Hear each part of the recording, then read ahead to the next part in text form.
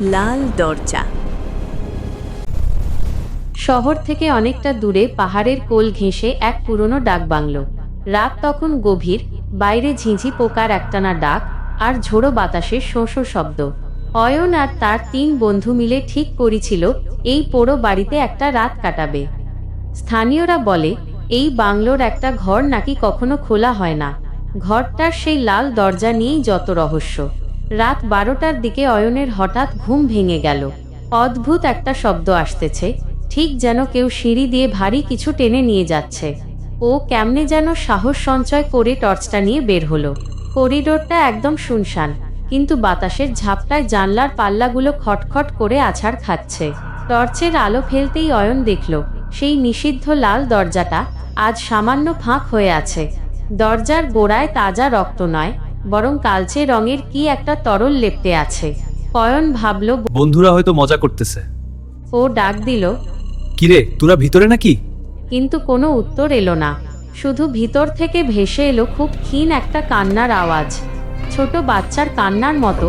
আবার পরক্ষণেই সেটি অদ্ভুত খিলখিল হাসিতে বদলে গেল। অয়ন ধীর পায়ে ঘরের ভিতরে ঢুকল। ঘরের মাঝখানে একটা পুরনো আয়না, ধুলোয় ঢাকা। সেই আয়নার সামনে কেউ একজন পিঠ ফিরায় দাঁড়ায় আছে।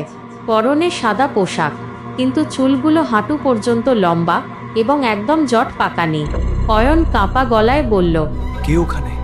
মূর্তিটা নড়ল না, কিন্তু আয়নার ভিতর দিয়ে অয়ন যা দেখল তাতে ওর রক্ত হিম হয়ে গেল। আয়নায় ওই মূর্তিটার মুখ দেখা যাচ্ছে, কিন্তু সেটির কোনো চোখ নাই, শুধু দুটো গভীর অন্ধকার কোটর। আর সেই কোটর থেকে ঝরঝর করে পানি পড়তেছে। সবচাইতে ভয়ঙ্কর বিষয় হলো আয়নার ওই ছায়াটা অয়নের দিকে তাকায় বিভৎসভাবে হাসতেছে, যদিও বাস্তবের মূর্তিটা তখনও পিঠ ফিরাই দাঁড়ায়। অয়ন চিৎকার করে পিছন ফিরতে চাইল, কিন্তু দেখল দরজাটা নিজে থেকেই সশব্দে বন্ধ হয়ে গেছে। সারা ঘরে পচা মাংসের তীব্র গন্ধ ছড়ায় পড়ল।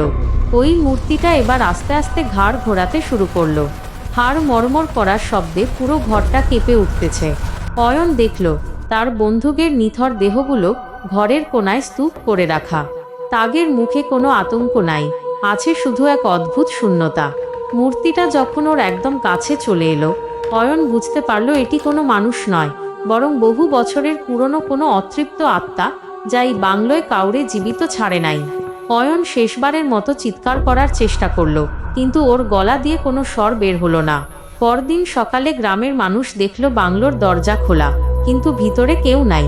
শুধু সেই লাল ঘরের আয়নায় নতুন কয়েকটা আঁচড়ের দাগ, আর মেঝেতে পড়ে থাকা অয়নের ভাঙা টর্চটা সাক্ষ্য দিচ্ছিল যে কাল রাতে এখানে কেউ ছিল।